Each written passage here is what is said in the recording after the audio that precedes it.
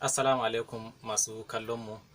To a yau kuma za mu ci gaba da wannan shirin namu mai albarka wanda muka saba yi duk sati-sati, wato farin cikin ku. To yau ma muna tare da abokin aiki na Malam Abubakar Umar Ole, tare da ni mai gabatarwa wato Umar Muhammad.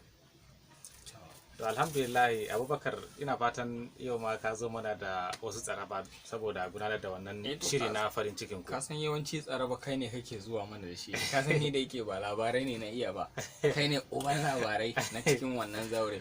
To ban sani ba, watakila ko yau din ma ko wani labari ne. Lallai hakika ba za a rasa nono a ruga ba. Mu ji labarin ma. To alhamdulillah, labarin da na zo mana da shi shine harin wani mai kuɗi ne. To Da aka taɓa yi a nan kudancin Najeriya. Wato wannan wani amshakin mai kuɗi ne sosai, wanda Allah ya shi mai kuɗi. To amma matsalan shi ɗaya ne. Yana da mata, yana da yara. Yara da yawa. To yaran nashi sun sha waton complain akan cewa shi uban nasu baya tallafa masu ta bangaren harkokin gudanar da rayuwarsu.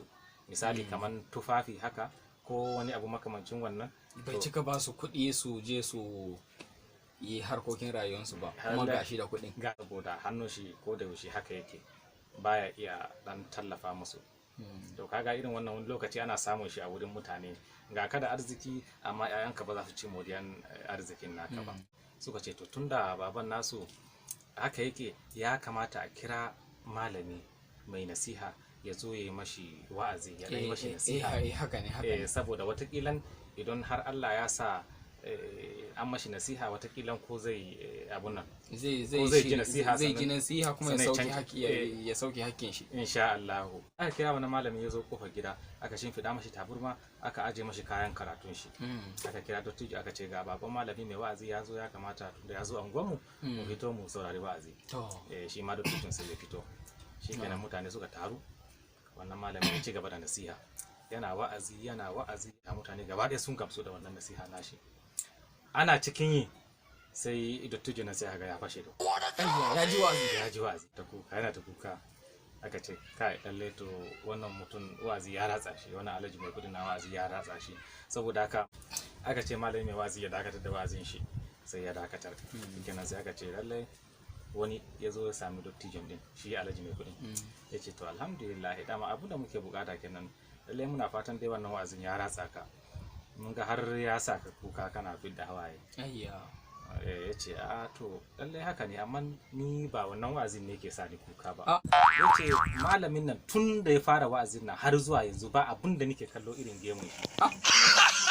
Ya ce gemun shi nan ya yi kama da wani bunsuru na wanda ya taɓa ƙasa ba shekaru da dama da suka wuce. Ya ce yara tun ba a haife ku ba.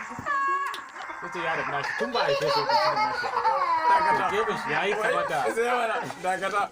Wai wa'azin da aka yi kan abin zai tafi kenan. Shi ne da shi busurun shi da ya taɓa ɓatawa shekaru da dama da suka wuce. Babu alaman shiriwa a cikin wannan wa'azi fa. An dai tara jama'a, an yi wa'azin masu aiki da shi za su ɗauka su yi aiki da shi, amma shi da aka yi wa'azi domin shi ban ga alaman shiriwa ba. Tun da dai shi har ya zub da hawaye, jama'a suna ganin cewa lallai yanzu kam ya gamsu kuma ya ɗauki nasiha. Ya ce a'a ba wannan bane, shi gemun malamin ne yake kama mishi da wani bunsurun shi da wata kaga bunsurun batawan bunsurun ne ya sa shi wannan ainihin kukan. To Allah ya kyauta jama'a. Da kai maganan bunsuru ya tuno mini da akwai wani matashi. Wannan matashi ya zo, baban shi yana zaune a kofan gida kullum, irin kofan gidansu babban kofan gida ne wanda jama'a suna taruwa a kofan gidan, kuma mutum mai mutunci ne. Oh, na gane, kaman kofan gidan Musa Legga. Madalla Musa Legga. Kasan kofan gidan shi ma babban kofan gida ne, ba rabuwa da jama'a. To shine ana nan sai kawai yaron kuma da yake Allah ya yi mishi neman mata. Allah ya mishi neman mata, ya shiga ya fita da mata, ga mutanen nan baya jin kunyan uban bele abokanen baban. Kullum ya shiga ya fita, ya shiga ya fita. Ida sai baban abin yana ci mishi to a ƙwariya. Sai ya yanke shawari kawai, ya ce to ba abin da zai shi ne kawai zai ma yaron nan aure. Ya zo yi mishi aure, ya gyara mishi babban gida, ya yi mishi babban gida. Da ya zo yi mishi aure kuma sai ya aura mishi mata 4. hudu gaba daya mata 4 lokaci daya. Lalle Da baban ya nashi. aura mishi mata 4 lokaci daya kuma sai baban shi ya mishi sharaɗi ya ce da ci da sha da aikin da matan za su yi duk ya ɗauke musu, an nemo wasu ne masu hidindimu a gidan. Shi dai nashi kawai ya kasance yana gida, kuma baban shi ya bashi lokaci wata, don suna kiran baban irin babban mai kuɗi ne kuma alhaji ne, don ba so ɗaya so biyu ba ma yake zuwa haji, har wasu cikin yaran ma wasu ya kai su haji, to suna kiran shi irin alhaji ba su kiran shi da suna, kawai alhaji suke kiran mahaifin nasu, ka gane ko. Sai baban ya ce mishi to wata 4 ya bashi wata 2 kar ya fito kofan gida tun ran da yayi auren. Kar ya fito kofan gida. Tunda mata 4 ne aka bashi, ya zauna cikin cikin gida da iyalan shi, jam'i su ringa yi tare, ya ringa yi komai. Bai yadda mishi ya fito gidan shi ba sai bayan wata biyu. Wata biyu. To shi kuma ya karbi shawara, ga matan suna ta hidindimu, ga gida, ga jama'a, ga kowa shi dai yana nan, ya kaura dakin nan, gobe ya tafi dakin nan, jibi ya kaura dakin nan, dai a take. Kaga dai duk jaraban shi dai mata 4 nan kamar sun ishe shi. Ka gane ko. To ana nan wata ɗaya yayi, wata 2 ya cika, ran din zai soma fitan waje kamar yadda baban ya umurce shi da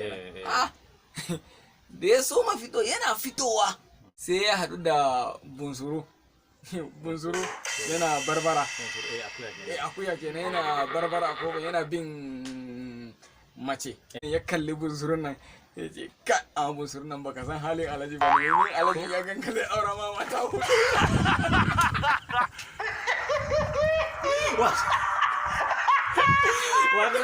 wato yana gani kamar in buzuri aka mashi aure 4 shi ma zai shigo.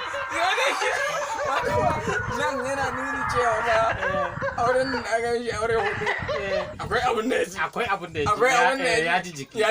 To shi ma wannan din ya aura mashi. Kuma kasan sanadiyan me yasa aka yi mishi aure, bin mata. To shine da ya ga bunsuru yana bin mata, shi ne ya ce to in ka yadda alhaji ya ganka to wallahi sai ya ba aure. To Allah shi kyauta. Masu kallon mu, idan ana bibiya mu sai a danna subscribe, sannan kuma a danna ƙaraurawa saboda samun duk lokacin da aka sake wani sabon abun nan, insha Allah za a samu.